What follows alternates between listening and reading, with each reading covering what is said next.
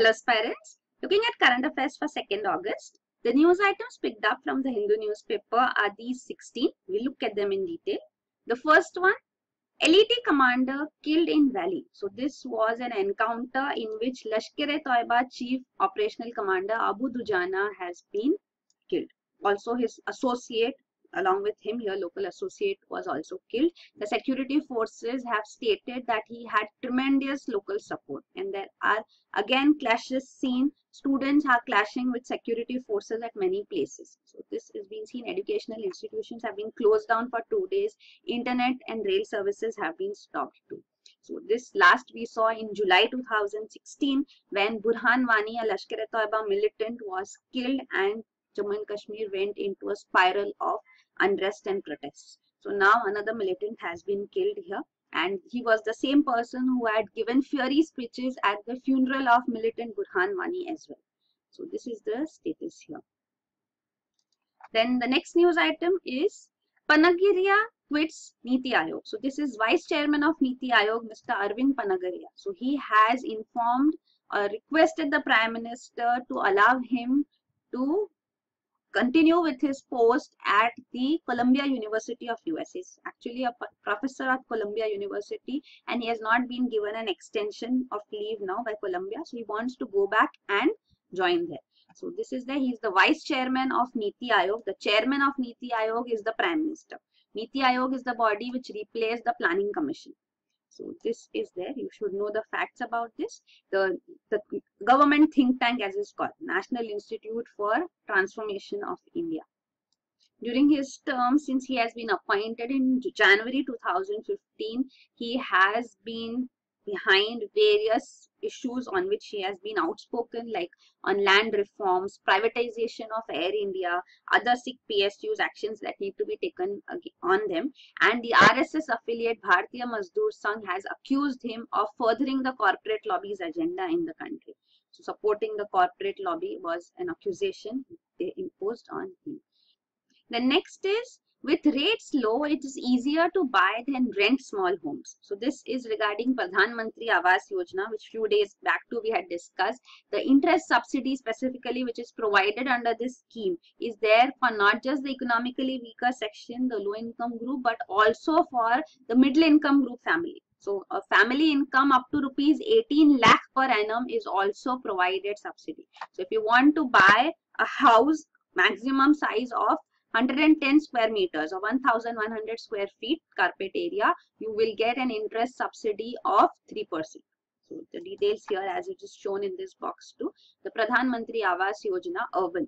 So these are the maximum household income slabs as such, categories as such, and the interest subsidy which is provided at the maximum loan amount which will be provided in each category. So up to 6 lakh family income per annum, you will get 6.5% interest subsidy. So this means that when you take a loan, home loan as such, the home loan rates for various banks are shown here. So it's in the category of 8.4% approximately. So you can see, so if 8.4% is the home loan interest rate which you have to pay, the subsidy which is provided by the government is 6.5%. So you will have to pay net 8.4 minus 6.5%. Means it's less than 2% also, you can see. So this will be how this works. So that's why it is said that it is easier to buy a home now with the help of this scheme rather than going for rent. Because in some cases it has been shown that the rent turns out to be much more than buying the house. So this is the benefit of this scheme which is highlighted, and it is also highlighted that rentals, that the prices of houses have remained stagnant. The real estate prices have remained stagnant for the last 2-3 years. So this is said to be the right time to buy. So this is regarding the Pradhan Mantri Awas Yojana specifically too, which you should know. Then the next news item is panel to draft data protection bill, Supreme Court told. So this is regarding right to privacy. So this right to privacy has become a $1 million question now. It is before a 9-judge bench of the Supreme Court. We already saw this case coming forth before this 9-judge bench in July. So here the question which is being looked into by this constitutional bench is only on whether right to privacy is a fundamental right or not. The case whether Aadhaar violates right to privacy or not is before a 5-judge bench, and that hearing will continue after this question is decided first. So that is how it has gone ahead last month. So now the 9-judge bench is hearing representation from the government too, and UIDAI, which is Unique Identification Authority of India, the apex body for Aadhaar. It has also made a representation before the Supreme Court through the Additional Solicitor General only. So here it has been argued that right to privacy should not be considered as a fundamental right. So this is how the government is arguing here. They say that we are preparing a draft data protection bill, because the concern here with privacy is that if government is provided with data like under Aadhaar, fingerprints, etc. provided, so this data should remain secure, and not just data protection from when data is collected by government entities, but also by private sector. So private companies which are collecting data, online data, they also should make sure that data remains secure. So for that, it has been informed to the Supreme Court that government has established a committee on 31st July 2017, headed by former Supreme Court Judge Justice B.N. Shri Krishna. So this will identify key data protection issues and suggest a draft data protection bill. So this has been the step taken. So it will be quickly starting off with the process, and a data protection bill will be proposed. So this is a point put forth. Also, it is stated that it will develop a similar technology neutral draft privacy bill which was submitted earlier by an earlier expert committee headed by former Delhi High Court Judge. This is Justice A.P. Shah. So Chief Justice A.P. Shah of Delhi High Court. So he was appointed by the Planning Commission in 2012, and already there is a privacy bill which has been proposed. But there was no action taken then. So now present government has established another committee and saying that he will also prepare a similar technology neutral draft privacy bill. So this is what's going on. So we'll see, the Supreme Court will decide. The Additional Solicitor General is arguing before the court that the court cannot thrust a new fundamental right like privacy into the constitution. But the judges here replied to this, saying that if it is the needs of the times, this can be done by the Supreme Court, because it is the duty of the court and not the legislature to interpret the law. That whether right to life, basically it is under right to life, Article 21 of the Constitution. So Article 21 has been widely interpreted by the Supreme Court earlier too. Everything has been subsumed under right to life, in the sense that if you have right to life, you have a right to live a life with dignity, you have right to education too. So even before right to education became specifically a fundamental right under the Constitution by 86th Amendment Act, it had already been interpreted by the courts as a fundamental right. So similarly, here again it is saying that right to privacy can also be interpreted by us as a fundamental right. It's our duty as such to interpret the laws, and this is justified, saying that it is also part of UN Declaration of Human Rights of 1948, which declares that privacy is an inalienable human right. So it is important right under right to life. So this again argument is going on, but the Additional Solicitor General is saying that if privacy is made into a fundamental right, then government's efforts at good governance would be put at a halt. But then right to privacy is an individual's right. A fundamental right will give them the right to approach directly to the Supreme Court if any person feels that their fundamental right has been violated, even if by the government or any private entity. So that's what to ensure that data remains secure is the function of the government. So government is resisting fundamental right from becoming a right to privacy, so that people get that power to question the government actually. So we'll see, the hearing is going on this matter. This is right to privacy.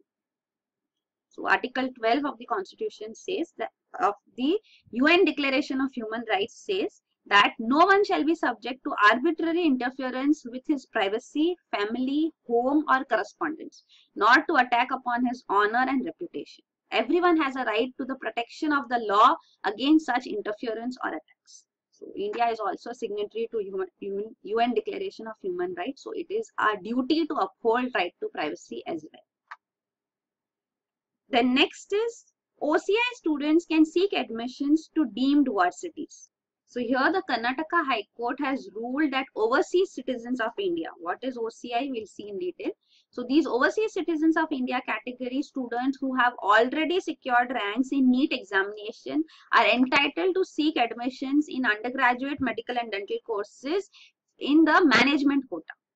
So this is the management quota admissions are undertaken by Directorate General of Health Services, and it has been directed by the Karnataka High Court that it should include OCI students also in this second round of counseling which is going on for management quota. This is based on the submission by Medical Council of India before the court that there is no restriction on OCI students from gaining admission. They are eligible for admissions in all quotas, government quota, management quota, as well as NRI quota, because Citizenship Act as such makes provision for them, and there was a notification issued under the Citizenship Act which allows them to appear for all pre-medical, all India pre-medical tests or any other tests and are eligible for admissions. So this is the ruling here.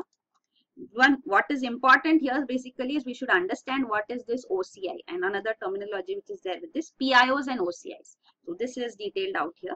So a PIO is a foreign citizen except nationals of few countries like Pakistan, Afghanistan, Bangladesh, China, Iran, Bhutan, Sri Lanka and Nepal. So these are excluded. Apart from these, all foreign citizens whose one of the parents, grandparents or great-grandparents up to 3 generations was born and was a permanent resident of India, then that person is considered as a person of Indian origin. Or even if a person, this is one way, or even if he is a spouse of a citizen of India or a person of Indian origin, then that person is also a person of Indian origin. So that they get PIO status. What is an OCI here? So OCI is also a foreign national, but he is eligible. He was eligible to become a citizen of India as of 26 Jan 1950. So, or was a citizen of India at any point of time. So, that is called as a foreign national himself. This is PIO is considered through generations, and OCI is he himself was eligible to become a citizen of India or was a citizen of India at any point of time. So such citizens are eligible to be registered as OCIs. Even minor children of such persons are eligible to become OCIs, but they should not be from Pakistan or Bangladesh because those were also territories earlier under India. So this is OCI. So of course PIO is a much wider area, and OCIs are also a specific category of citizens who were eligible or were citizens of India during recent history.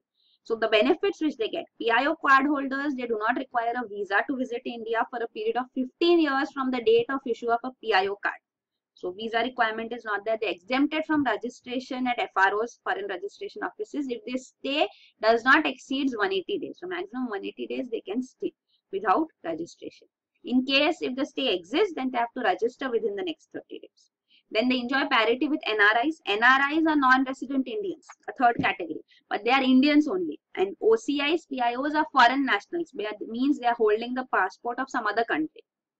But NRIs are just non-resident, but they are Indian citizens only. They have Indian passport, but they have not been residing in the country for the last 6 months. 180 days as it is. So this is under the Income Tax Act, whether they are liable for taxation in India or not. So for that purpose, NRI category is specifically defined. So this is there. So they enjoy parity with NRIs in economic, financial and educational benefits. And all future benefits that would be exempted to NRIs would also be available to PIO card holders. So this is a benefit extended by India. Then OCIs category are entitled to lifelong visa, multiple entry visa. They can visit India at any time for any length of time for any purpose. So this is the benefit. They are exempted from police reporting also for any length of stay in India. They have been granted all rights in economic, financial and educational fields in parity with NRIs. Only right which is not provided is right to acquisition of agricultural or plantation properties. Apart from that, they are eligible for all rights which NRIs have. So this is PIOs and OCIs. This is there. We are extending a hand to citizens, former citizens of India, former people of Indian origin as such. So this is an initiative. We are celebrating every year in the month of January the Pravasi Bharatiya Divas. So even Pravasi Bharatiya Samman awards are provided every year to people of Indian origin. So this is there. Then the next news item is where tigers will not dare. So this is actually regarding a project on Pranhita River. So this Pranhita River is a tributary of Godavari River. So you can see the Godavari River as it flows here. This is the Godavari basin shown. This is Maharashtra state, Madhya Pradesh shown up here. This is Chhattisgarh, Orissa and Andhra Pradesh and a little part of Karnataka. So in this region here, this is one of the tributary of Godavari, Pranhita. So this is shown here. You should be able to see it. This is Pranhita river. So the Pranhita river here, as you can see, is flowing through Maharashtra, Andhra Pradesh, and then further down here. So here it would be affecting the tiger reserves. There is Tadoba Andhri Tiger Reserve in Chhattisgarh district in Maharashtra. Then there is even Kaval Tiger Reserve of Andhra Pradesh here. Telangana, basically this is former Andhra Pradesh. Now this region has become, the upper region has become Telangana. So Telangana has this Kaval Tiger Reserve. So these tiger reserves here would be affected because of this Pranhita project.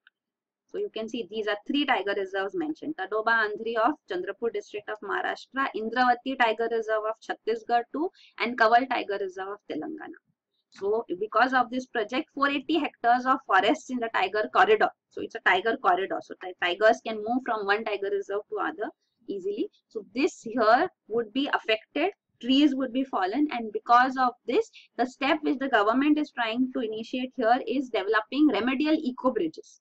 So eco bridges means the canal would be developed. So for the Pranhita project, there's a canal which is proposed. So this canal project will have eco bridges, means there will be filling land, land filling done and grass grown on top of this. We had seen this eco bridge last month too. So their tigers would be able to cross over these canals as easily.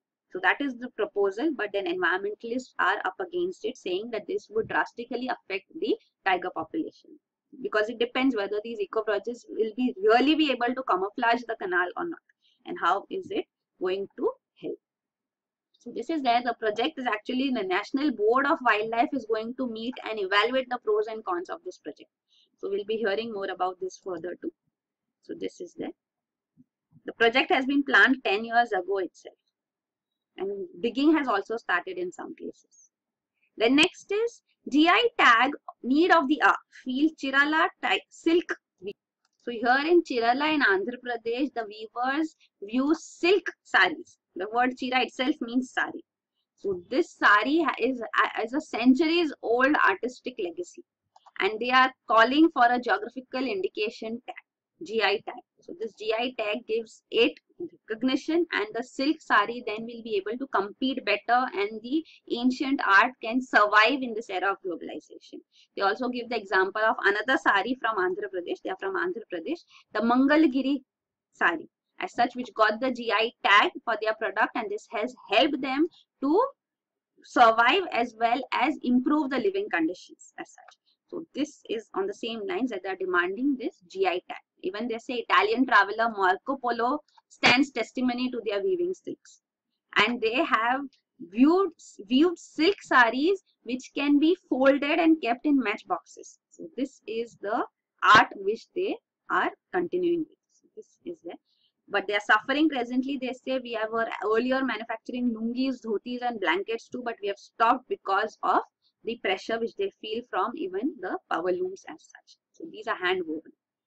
So here the details as such are also provided, as you can see.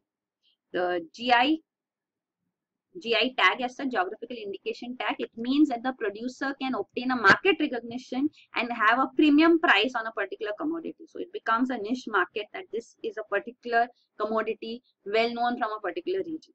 So this is how it goes ahead. So here you can see it helps in protection of knowledge and community rights as well. Some GIs from India are basmati rice, Mysore silk. So you can see the Mysore sandalwood oil, etc. Madhubani paintings as it is shown here. Darjeeling tea, even Tirupati laddus, etc. are GIs, geographical indications from them. There is a huge list. So of course you will not be able to remember all of them, but at least the prominent ones you can know. The first GI tag was given in India in 2004-05 to Darjeeling tea. So this is there, and since then a huge list. In 2010 it was 184. Now it has increased significantly. So these are the prominent ones. You can see the saris as such too. Banarasi silk saris are having GI tag, Pashmina shawls. Then another sari is Pochampalli sari. Even saris are also many. Pochampalli silk, Chanderi silk. So these are there which are having GI tag as such. Kanchipuram silk, Mysore silk. All these are geographical indications. Then this is regarding the Mulgan Mangalgiri saris also, which have been given the GI tag. So these are hand woven saris which are from Andhra Pradesh. Then this is regarding Marco Polo too, the ancient traveler from Italy, the Venetian trader and explorer who with his father and uncle had visited the entire through the Silk route also. As you can see, this is his route. He had visited southern India, so, and also visited the Chinese great Mongol Empire as such. That at that time the Mongol Empire was also visited by him. Visited China as well. The next is period of Ramayana and age of Adam's bridge is same, scholars. So this is regarding Adam's bridge. So first of all, you should know what is Adam's bridge as it is shown here. This is the Adam's bridge connecting India and Sri Lanka. So here you can see the Park Bay lies here. This is the Rameshwaram Island and the Mannar Island of Sri Lanka. They are connected. These are actually stones, you know, as such, which are intermittently placed, and they are questioned whether this is a man-made structure or a geographical structure, geological structure. So the thing is that in mythology in India, it is believed that Lord Ram constructed this Adam's bridge. So this was constructed as such so that he could invade Sri Lanka and rescue his wife Sita, who was captive by Ravan, the king of the island nation of Sri Lanka. So this is there. So this 30-kilometer long detached sandbars as such, which are around 30 to 32 in number. You can see from this Dhanushkodi region to the Mannar region. So this, the professor here says that the period of the Adam's bridge and the time of Ramayana is the same. So this he is asserting, but he says that there's further exploration needed to assert whether these are man-made structures or not. So this has been put forth. This had been prominently in news too because a project was initiated. This is called Setu Samudram Canal project. So what is the idea is that present trade route, sea route which is used is from India to Southeast Asian countries and beyond is this. It goes over, you know, beyond Sri Lanka like this. So what is being proposed, if this is a trade route used, then it would result in shortening the time significantly, reducing the amount of fuel required significantly. But then there were concerns raised because for that in this region there will be dredging required, means that, you know, clearing region required so that ships, larger ships can also move. So this dredging was protested by environmentalists as well as the religious people as such too, who believe that these Adam's bridge are man-made structures built by Lord Rama and they should not be, you know, as such affected in any way. So this project is still pending. Then the next news item is water conservation scheme a big success. So this is regarding Jal Swavlamban scheme of Rajasthan government. This we have discussed quite often earlier too. This has been in news and presently it has been appreciated by National Green Tribunal too, which is the adjudicating authority on environment related cases. It's a tribunal, it's headed by a judge as such, and they look into environment related cases. It comes up in news quite often. We have discussed in NGT also. So here Jal Swavlamban Abhiyan is an initiative of Rajasthan government in which they are providing rainwater harvesting techniques and initiatives so that dependence on tankers for drinking water is eliminated in this desert region. So this is the initiative and it has been successful and it has been appreciated. They are also planning to take assistance from the National Adaptation Fund for Climate Change of the central government, because it is also stated that because of climate change, the water requirements of the population here is affected, and this initiative is with people's participation. Jal Swavlamban Abhiyan. So structures such as trenches, mud walls have been built up with the help of people's participation. It is regenerating traditional water bodies using scientific tools. So this has been appreciated here. So this is regarding the National Adaptation Fund for Climate Change too, which is proposed to be helping Jal Swavlamban Abhiyan in its further phases now. So this fund is being established by the central government in 2015 to assist all the states, union territories to overcome the adverse effects of climate change. The cost of adaptation as such can be taken care from this fund. So there are many regions which are vulnerable to adverse effects of climate change. So this is the initiative. It is under the NABARD, National Bank for Agriculture and Rural Development. So that is the national implementing entity for NAFCC. This is one thing you should remember. As of now, there is no external assistance which is credited. Because so external assistance in the sense from the Green Climate Fund, which has been established under UNFCCC, or other countries which provide assistance for climate change adaptation to India or to developing countries. No such external assistance is provision for. It is through the central government initiative that this fund has been established as of now in 2015. So this is there. Then next is Modi announces rupees 2,350 crore for Northeast. So we are seeing Northeastern states suffering from floods. So this package of 2,350 crores has been announced for the Northeastern states hit by floods. So a 250 crore release is there for flood hit Assam, which has been immediately released as such because of the situation there. It is the Brahmaputra river. We have seen the flood situation. So this river is causing devastating floods in this region, and this is a recurring factor. So now the Prime Minister Fund has also allotted rupees 100 crore corpus for research project to study Brahmaputra river and its role in creating devastating floods. So this is there. Also other states like Arunachal Pradesh, Manipur, Mizoram, Nagaland and Tripura will also be getting assistance as such under this release now. Then the next news item is, what is Herfindahl-Hirschman Index in economics? So this is an index which measures the degree to which production in market is either concentrated or dispersed. So this means production means that there are many producers or there are few producers. So production is divided among several producers or is concentrated. So of course, if it is divided, means there is competition in the market. If it is not, it's hands in just few or one producer, then there is a requirement to bring in competition. So this is an index which is used prominently by antitrust agencies or competition agencies, like we have the Competition Commission of India too.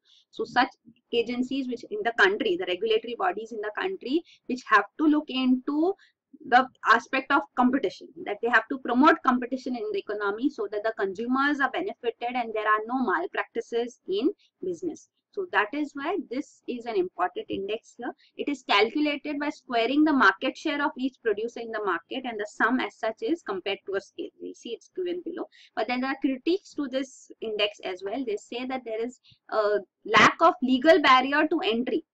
And that is a better measure, because when the policies are such that entry into the business or in a particular sector is restricted and only few can participate, then competition will also not develop. So that is why it is said that that is one aspect which has to be studied, lack of legal barriers to entry as such. So this is the thing. Then this is the index as such shown. So if it's a pure monopoly, so means there is 100% of the market is with one person only. So then square of that will be 10,000. So that is showing 10,000 value will show monopoly. If there are two equal firms, then it is 50-50. So 5,000 value will here show duopoly. And see, this is 100 small firms, 10 firms equal as such. So this is all the details here. Depending on what is the Herfindahl-Hirschman index, you can understand how the competition is there in a particular market. Then next is, Vice Admirals in actions impacted nuclear capabilities. So the Armed Forces Tribunal has given its order and fined 5 lakh rupees on this retired Vice Admiral for nepotism.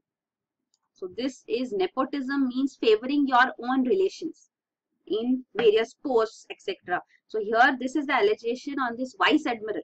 And this, it has stated that it has significantly impacted adversely the underwater nuclear capabilities of India. As of now, it is said that we have 2 nuclear submarines inducted, that is INS Chakra and INS Arihant. And for INS Chakra, it is the first nuclear submarine of India and it was leased from Russia. So for this, there were commanders in the Navy who were sent to Russia for training at exorbitant costs. So there is this one Commander Luthra who was also sent for training, but then this Vice Admiral, whose name is here given, Vice Admiral P.K. Chatterjee, he favored his son-in-law Captain A.V. Agashe and he was responsible for INS Arihant. While Mr. Luthra, the Commander Luthra, was responsible for INS Chakra. And then when promotions came, then promotions went to A.V. Agashe and not to others. So this now ruling of Armed Forces Tribunal, Mr. Luthra went for premature retirement as such too, but the Armed Forces Tribunal has announced that promotion was due to him as well, and they said that there was huge cost which was incurred, and there were few commanders who were sent for training in INS Chakra, but they were not taken for promotion as well. So that means a huge amount of money was spent for training. Around 40 months of training was done, and there was no usage of it because they were not even taken up to those posts for promotion. They were not even taken up. So that is the point put here. So that's what it says, that though the order has come forth, but it has caused significant damage to the nuclear arm of the country. And even the tribunal has questioned that how can such things take place? Why is there no inbuilt system to ensure such probable occurrences between relatives are addressed institutionally? So this is also a question raised by the Armed Forces Tribunal. So this is there. We should know about nuclear submarines as such too, and overall you can see the Indian Navy, the details are provided here too. So the existing warships with the Indian Navy as such, aircraft carriers, we have 2 aircraft carriers mentioned here. So of course the INS Vikramaditya, INS Vikrant and INS Virat, these were prominent aircraft carriers, out of which of course now INS Vikramaditya has also retired. So that is there. We are developing new aircraft carriers too. Under construction are also there. The Scorpion submarines as such are under construction, shown here. But what we are talking of is nuclear powered submarines. So the Scorpion submarine is part of Project 75, 6 Scorpion submarines. And we also have diesel electric submarines. Even this Scorpion are diesel electric submarines. These are old, which will be replaced now by Scorpion. There's Project 75 IA2, which will be Project 75 India, means the submarines which will be developed in India. So this is their Project 75I has been in news quite often earlier. So 6 Scorpion submarines here in Project 25, which are being procured from France. And then Project 75I, in which 6 Scorpion submarines, diesel powered submarines, will be developed by India. And what was news presently is regarding nuclear powered submarines. So we have this one nuclear powered submarine, INS Chakra, leased from Russia since 2012, and also we are trying to lease another one too. And nuclear submarines have been built. 3 nuclear submarines are planned, out of which 1 has been commissioned in 2016, and that is INS Arihant. So this is the detail given here. Then next is Somalia signs Pact on Convicts. So this is regarding Somalia, a country in the Horn of Africa. So this is the horn shown here. So this country is suffering because of piracy, and the anti-piracy operations joint cooperation has been going on between India and Somalia, because it also affects the Indian Ocean region. And now a new pact has been signed between the 2 nations when the foreign minister of Somalia was on a visit to India. So this is a pact for transfer of sentenced convicts. So this is an agreement signed. So with India, Somalia, it is said the bilateral relations, diplomatic contacts have been infrequent. But then it had attended the 2015 India-Africa Forum Summit. Somalia had participated in that, which was held in New Delhi. We'll see about this also. And other assistance which we have forwarded to Somalia is regarding minibuses. So it's a war-battered country. There's civil war going on in this region. So this is Somalia. Here you can see. So this is the West Asian nations, the Middle East as such. This is Red Sea, Gulf of Aden.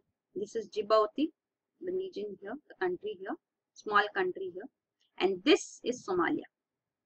So this is called the Horn of Africa. The African continent, this extends as a horn. And this is the Indian Ocean region. Okay. Then this is regarding the India-Africa Forum Summit. So the 3rd India-Africa Forum Summit was held in October 2015. The first one was held in 2008. They are held in New Delhi, and as many as 54 heads of states were expected to attend. So almost the entire African continent visits this summit. So this is an initiative which we have taken. We have extended our assistance to African continent as well as having trade relations with them. So India's trade with Africa has increased as such from 2009-10 to 2014-15. You can see almost doubled. Then India's key exports as such to Africa are processed petroleum products, drugs, cars, and pharmaceuticals. So as we have called the pharmaceutical hub for the developing countries as such too, because of our generic medicines as such. So this is there.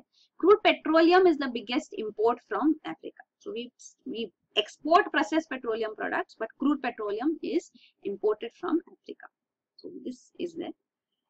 Then next is MPs shouldn't hike their own salaries, Varun. So this is the BJP Lok Sabha MP, Mr. Varun Gandhi, son of Maneka Gandhi and Sanjay Gandhi. Sanjay Gandhi was son of Indira Gandhi. So he is a BJP MP and he has said that MPs should not hike their own salaries because Parliament only passes a law to increase the salary of parliamentarians. So this has suggested there should be an external statutory body which should be established to decide the salaries of lawmakers. He says that there are huge number of suicides going on in the country by farmers. How can we talk of increasing our own salary? And he says the number of sittings in Lok Sabha as such has dropped significantly. It's a shame as such.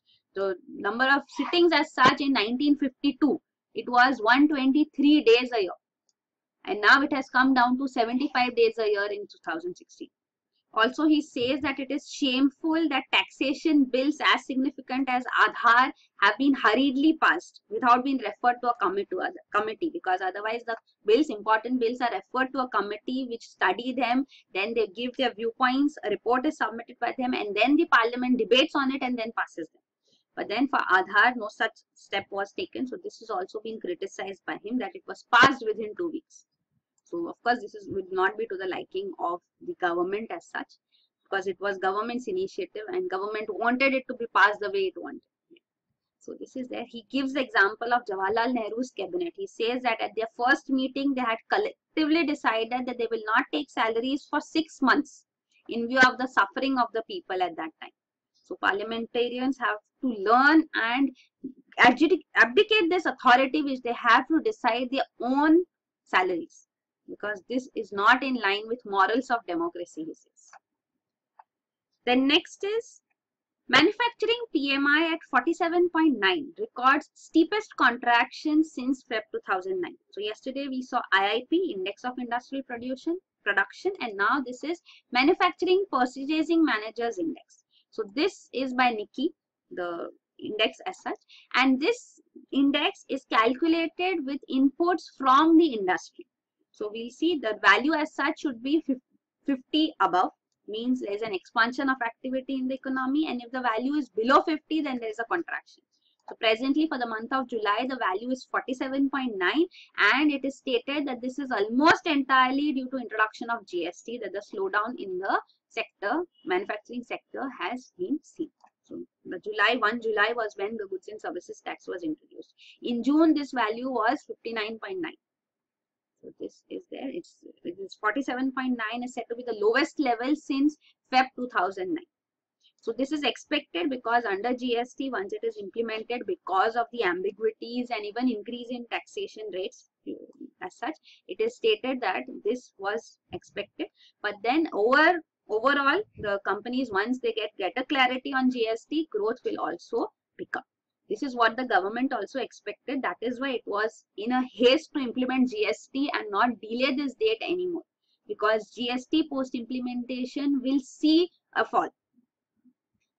This is as per the expectation. We see states have also been assured that they would get compensation for 5 years, because if there is any downfall in their tax collection, then compensation has been assured by the central government. So this is in lines of the expectations of the government as such too. So this will overcome over a period of time. This is So here this is the detail given regarding IIP and PMI2, Purchasing Managers Index, the difference between the two you can see. Index of Industrial Production, this shows the changes in level of industrial production, and this is released by Ministry of Statistics and Program Implementation every month. Whereas Purchasing Managers Index is also a monthly survey of purchasing managers, and it is 300 industrial companies as such which are surveyed and this index developed, and this is the indicator of business confidence, and this is not released by the government. So this is the difference between IIP and PMI specifically. Then last news item is rising temperature drive up farmer suicides in India, US study. So this is a study by a University of California researcher. She says that climate change has resulted in 59,000 farmer suicides over the last 30 years in India. So this has been done by looking at the farmer suicides data, looking at the climate change data as well. So here you can see what was picked up was the entire data from the year 1967 to 2030. So 2013 crop yield data and the climate data both were taken throughout the entire country. So all states data was picked up, and this data of suicides is also from National Crime Records Bureau. So this shows that for every 1 degree increase in temperature, about 20 degrees Celsius in a single day during the crop growing season, so during this time, 70 suicides on an average were registered. So this is there. So because when temperature increases, crop yields reduce. This is also supported by Professor M.S. Swaminathan, the agricultural scientist of India, that increased temperature have a real effect on crop yield. So this he says that in the late 1980s, we found that when temperature increases 1 to 1.5 degrees Celsius, the duration of crop reduces by 1 month. So crop yield drops by 300 to 400 kg. So this he is also endorsing that this is a fact. But then there are criticism to this report also saying that other factors that could have led to contributed to suicides, those have not been looked into. So this is the study shown here. Also it is stated that suicides are reported only when the temperature increases during crop growing season. When temperature increases during other seasons, the rates of suicides are not the same. They did not result in rise in suicides. And it is a fact that India's average temperature is expected to increase by 3 degrees Celsius by 2050. So climate change is a fact, and it is going to affect the country, and we need to take steps to tackle climate change, especially its effect on agriculture. So these are the news items. Thank you.